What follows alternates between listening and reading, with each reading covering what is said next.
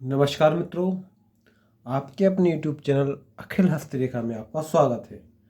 आज हम गुरु पर्वत के बारे में चर्चा करेंगे।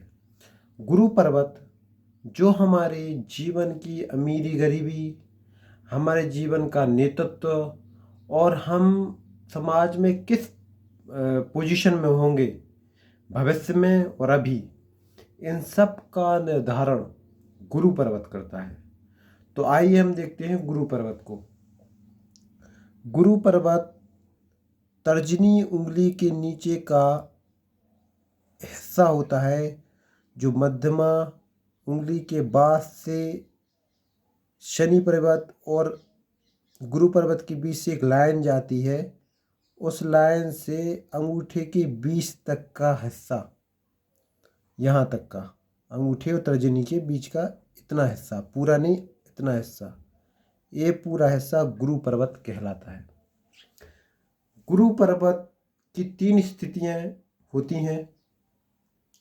पहली स्थिति, यदि गुरु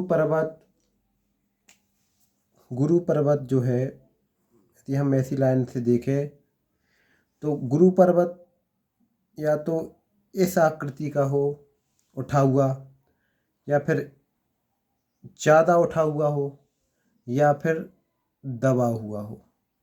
3 स्थिति होती हैं प्रत्येक पर्वत की। हमारे यहाँ जितने भी पर्वत होते हैं हमारे हाथ में, उन प्रत्येक पर्वत की स्थिति यही होती है, या तो वो थोड़ा उठा हुआ होता है मध्यम, या तो बहुत ज़्यादा उठा हुआ होता है, या फिर दबा हुआ होता है। तो हम तीनों स्थितियों में बात करेंगे गुरु पर्वत के बारे में। तो पहली स्थिति हम देख लें, यदि गुरु पर्वत उठा हुआ है, मध्यम आकार से उठा है, सभी पर्वतों से ज़्यादा उठा है, तो ऐसी स्थिति में क्या होगा? तो व्यक्ति धार्मिक बहुत होगा, सदाचारी होगा, न्यायप्रिय होगा, ज्ञानी विद्वान होगा, गंभीर, उसके स्वभाव में गंभीरता होगी, गंभीर स्वभाव का व्यक्ति होगा, उदार होगा, प्रतिष्ठावान होगा, समाज में मान और सम्मान प्राप्त करेगा, और उसे मिठाई वगैरह का बहुत शौक होता है, परिवार के प्रति लगाव भी इसका बहुत होता है। इन सभी दशाओं में व्यक्ति के जीवन में ऊंचे पदों पर जाने की अवसर प्राप्त होता है, और वह ऊंचे पदों को प्राप्त भी करता है यदि गुरु पर्वत यहाँ उठा हुआ हो। लेकिन यदि हम दूसरी स्थिति की बात करें कि यदि यह ज़्यादा उठा हुआ हो, बहुत ज़्यादा उठा हुआ हो, ऐसी स्थिति की बात करें, तो ऐसी स्थिति में व्यक्ति फिर घमंडी हो जाता है, तानाशाही रवैया हो जाता है। मतलब जो उसने कह दिया फिर वो किसी की नहीं सुनता, और धर्म के प्रति वो पाखंड बहुत करता है। वो इतना बताने की कोशिश करता है कि मैं बहुत ज़्यादा धार्मिक हूँ, मगर वो धार्मिक नहीं होता, पाखंडी बहुत हो जाने लगता है, हर कहीं अधिकार जमाता है, किसी भी क्षेत्र में जाके वो अधिकार जमाने का उसका स्वभाव हो जाता है। ऐसा व्यक्ति जब ज़्यादा तानाशाही होता है तो वो दुराचार में बदल जाता है, वह गलत काम भी करने लगता है। तो यदि हम पूरा देखें इसका जीवन, तो एक तानाशाही और घमंडी किस्म का व्यक्ति हो सकता है यदि गुरु पर्वत अत्यंत विकसित हो, अत्यंत ऊंचा हो। तो अति हर चीज़ की खराब मानी जाती है, तो यहाँ भी इसकी अति अच्छी नहीं मानी जाएगी। एक मध्यम आकार का गुरु पर्वत उठा अच्छा होता है। इसके बाद हम बात करें, यदि गुरु पर्वत निचले दबा हुआ हो तो कैसा फल देगा? तो दबा हुआ हो तो व्यक्ति नास्तिक हो सकता है, निंदा प्रिय होता है, किसी की निंदा सुनने और करने में उसको बहुत आनंद आता है, आदर्श उसके कोई नहीं होते, समय अनुसार वो सब आदर्श टूट जाते हैं, बन जाते हैं।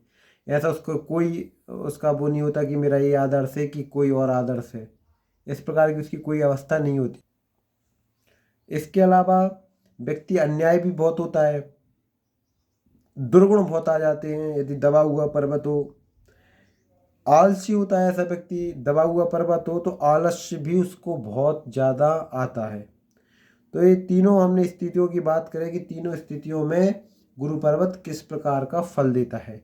अब हम 2-3 बातें और डिस्कस कर लेते हैं कि यदि गुरु पर्वत ऊंचा है तो ऐसा व्यक्ति पैसे की अपेक्षा सम्मान और प्रतिष्ठा के पीछे भागता है, सफलता की शिखर की ओर भागता है कि मुझे लोग जाने पहचाने, मुझे लोग सम्मान करें, मुझे मेरी प्रतिष्ठा करें, मुझे सम्मान बहुत दे। ऐसा व्यक्ति बड़े पदों पर जाना चाहता है कि बहुत महत्वाकांक्षी अधिक होता है, बड़ों पदों पर जाना चाहता है, जैसे कोई बड़ा आईएएस ऑफिसर हो, आईपीएस ऑफिसर हो, या धार्मिक किसी बड़े पद, मठ या वगैरह कोई, मतलब हर जहाँ भी जिस क्षेत्र में जाएगा वो बड़े पद, मतलब उसका सर्वोच्च पद पे जाने का इच्छुक होता है।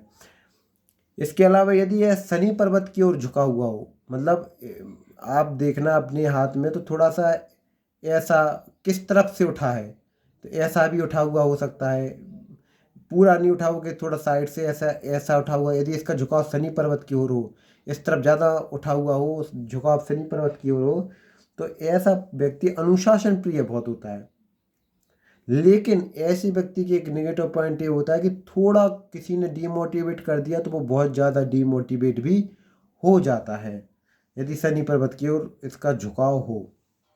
इसके अलावा यदि गुरु पर्वत पर क्रॉस का निशान हो, अक्सर एक क्वेश्चन हमसे पूछा जाता है कि क्रॉस का निशान कैसा होता है गुरु पर्वत पर, तो सभी पर्वतों पर क्रॉस का निशान उतना अच्छा नहीं माना जाता। सबसे अच्छा क्रॉस का निशान गुरु पर्वत पर माना जाता है। ऐसा व्यक्ति के जीवन में सुख संपत्ति की प्राप्ति होती है, समझदार और धनी कुल खानदान का जीवन साथी मिलता है, वैवाहिक जीवन सुखमय होता है, या यदि गुरु पर्वत पर क्रॉस का निशान हो। और यदि गुरु पर्वत पर खड़ी रेखाएं हों, इस तरह से आपको हम बताएं, इस तरह से खड़ी रेखाएं हों गुरु पर्वत पे, तो ऐसा व्यक्ति अच्छा मैनेजमेंट वाला होता है, अच्छा मैनेजमेंट कर लेता है। कहीं भी उसको मैनेजमेंट का दायित्व सौंपा जाए तो वह बहुत अच्छा मैनेजमेंट कर लेता है, मैनेजर हो जाता है। यह उसकी विशेष खासियत होती है उसकी, यदि खड़ी रेखाएं गुरु पर्वत पर हों। इसके अलावा गुरु पर्वत पर त्रिकोण या त्रिशूल का बनना, आपने देखा होगा त्रिकोण या त्रिशूल का बनना, कई लोगों को त्रिकोण बन जाता है, त्रिकोण बन जाता है या त्रिशूल बन जाता है।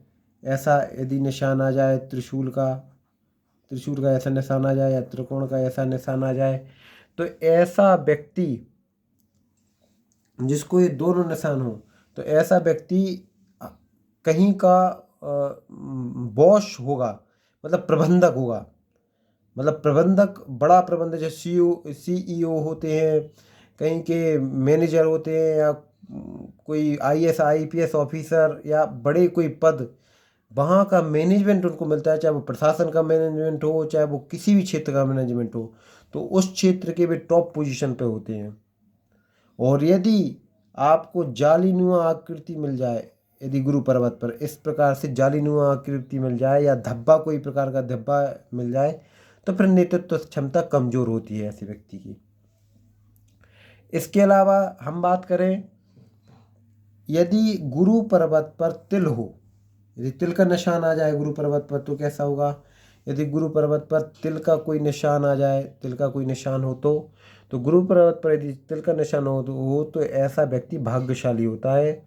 लेकिन एक बात और है कि ऐसे व्यक्ति की शादी में बहुत अड़चन भी आती है, अन्यथा वह बहुत भाग्यशाली माना जाता है, उसको सब प्रकार की सुख सुविधाएं अपने जीवन में प्राप्त होती हैं।